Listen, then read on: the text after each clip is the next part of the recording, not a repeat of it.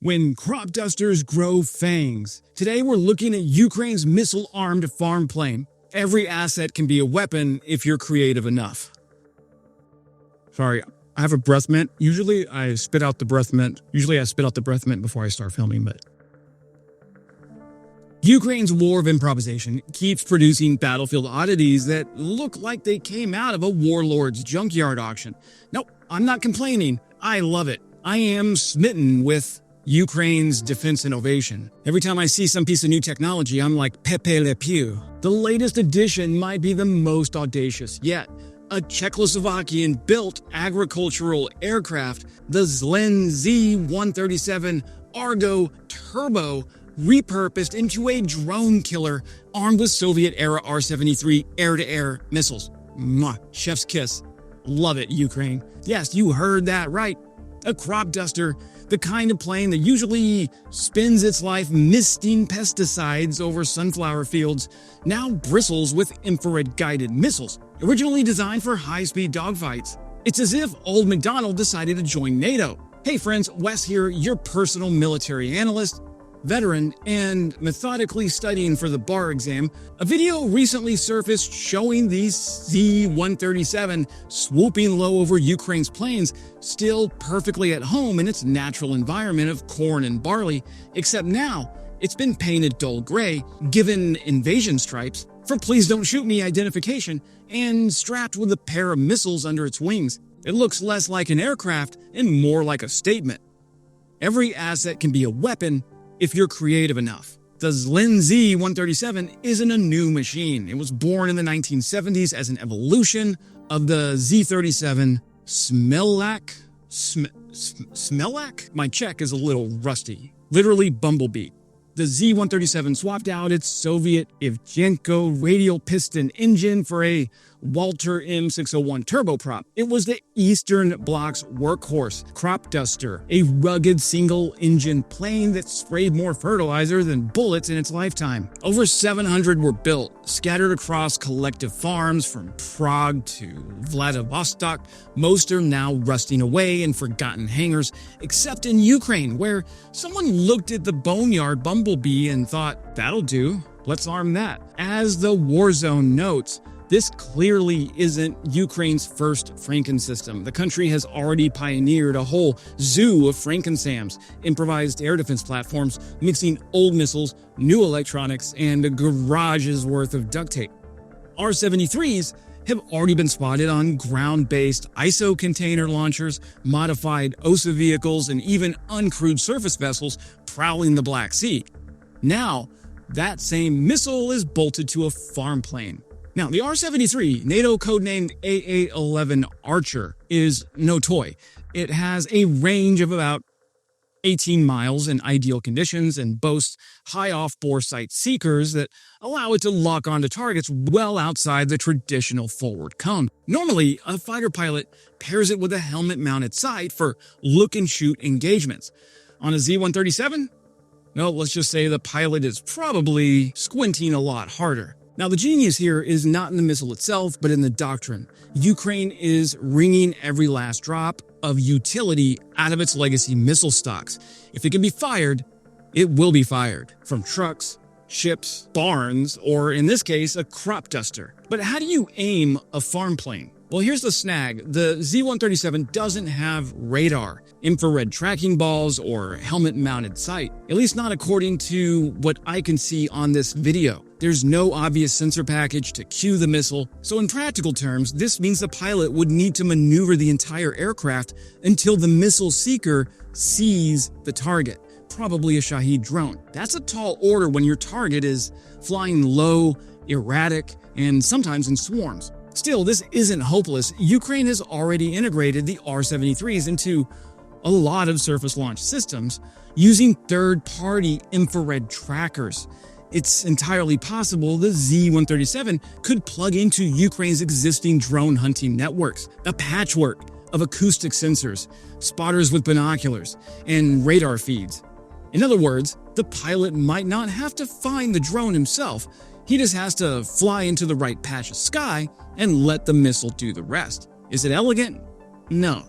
But neither is using a Molotov cocktail against a tank, and that works too. So let's be realistic for a second. A crop duster is not going to replace a MiG-29. The Z-137 is slow, it's unarmored, it has the aerodynamic charisma of a dump truck.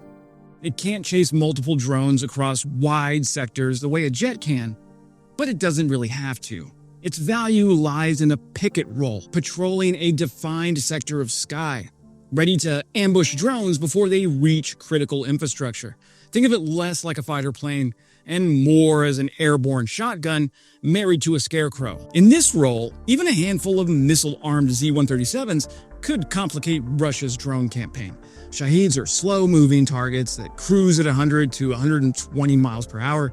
A crop duster doesn't need F-16 performance to intercept them. It just needs to be in the right place at the right time. And I would argue this crop duster is a better weapon to use against Shaheeds than an F-16, which is supersonic. Ukraine's ingenuity reflects a deeper truth. This war has turned civilian platforms into military assets on an industrial scale. Nothing is off limits.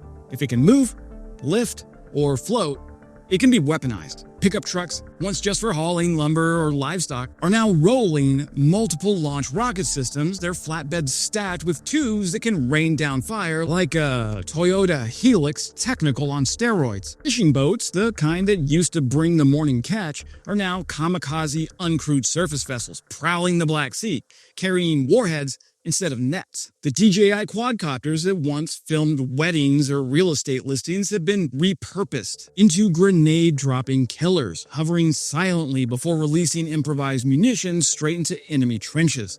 And now, the Zlin crop duster, the humble Bumblebee of Eastern Bloc agriculture, has grown fangs. Strapped with Soviet-era R-73 air-to-air missiles, it has joined the lineup as an anti-drone fighter. From tractors to turboprops, Ukraine is proving that in modern war, the distinction between civilian and military hardware is not just blurred, it's obliterated. Western militaries love to talk about multi-domain operations. Ukraine just shrugs and says, we'll kill you with whatever we have lying around. It's not the hardware that's revolutionary, it's the mindset. Nothing is sacred. Everything is weaponized. Ukraine isn't alone in this thinking that agricultural planes make good warbirds. The U.S. Air Force Special Operations Command has been tinkering with its own militarized crop duster, the OA-1K Skyraider 2, derived from the air tractor AT-802. I just did a video about that a few days ago. The OA-1K has modern avionics, sensors, and professional integration. The Z-137 in Ukraine has a bucket seat, a paint job, and some missiles bolted on. But both reflect the same principle. Cheap, prop-driven planes can have surprising utility in the age of drones. The difference is that the Americans see this as a niche tool for counterinsurgency. Ukraine sees it as a lifeline to keep the lights on when hundreds of Shaheeds are inbound. Russia is launching record numbers of Shahed drones at Ukrainian cities, often in combined waves with cruise and ballistic missiles. Ukraine's high-end air defenses, Patriots, Iris-Ts, NASAMs, are far too valuable to waste on these slow, cheap drones. We've been talking about this for a while now. We have to win the math war. Machine gun teams and manpads can only cover so much sky. That's where the Z-137 comes in, another layer in the patchwork quilt of Ukrainian air defense. It won't stop everything, but if it downs a handful of drones, it's already paid for itself. And since the airframe was already sitting in a hangar collecting dust, real cost is mostly just the integration. There's also a psychological edge. For every new improvisation Ukraine unveils, Russia is reminded that no amount of Shaheeds can overwhelm a nation willing to turn anything into a weapon. Let's be fair, this isn't a wonder weapon though. First, without sensors, the Z-137 is basically firing blind unless plugged into external targeting. Its speed and climb rate limit its ability to react to drones outside of its immediate patrol area. Also, a single R-73 costs far more than the drone it's meant to kill, so it's not an economic changer of the game. But none of that matters quite as much as you'd think, because the Z-137 isn't really about efficiency, it's about availability. When Patriots are needed for ballistic missiles and machine guns can't reach high-flying, dive-bombing Shahed drones, a missile-armed crop duster fills that gap. And at some level, this is also about messaging. A Shahed is supposed to represent Russian persistence, cheap, plentiful, and relentless. A crop duster with an R-73 is Ukraine's answer. We'll fight with anything, anywhere, anytime. One side floods the sky with Iranian knockoffs, the other side sends up a Bumblebee with fangs. It's asymmetric warfare distilled into a single absurd image. The sight of a gray-painted crop duster armed with missiles soaring over Ukraine's fields is a reminder of what this war really is, a contest of adaptation. Russia keeps scaling quantity. Ukraine keeps reinventing quality from whatever's at hand. The Z-137 won't win the war. It may not even survive long in combat, but it embodies the spirit that has defined Ukraine's defense. Improvise, adapt, survive. And if you're a Shahed launcher, well, bad news, bro. The scarecrows are now armed. That's it for today, friends. Subscribing is the best way to keep this channel healthy. And as always, glory to Ukraine, glory to the heroes. Crimea is Ukraine.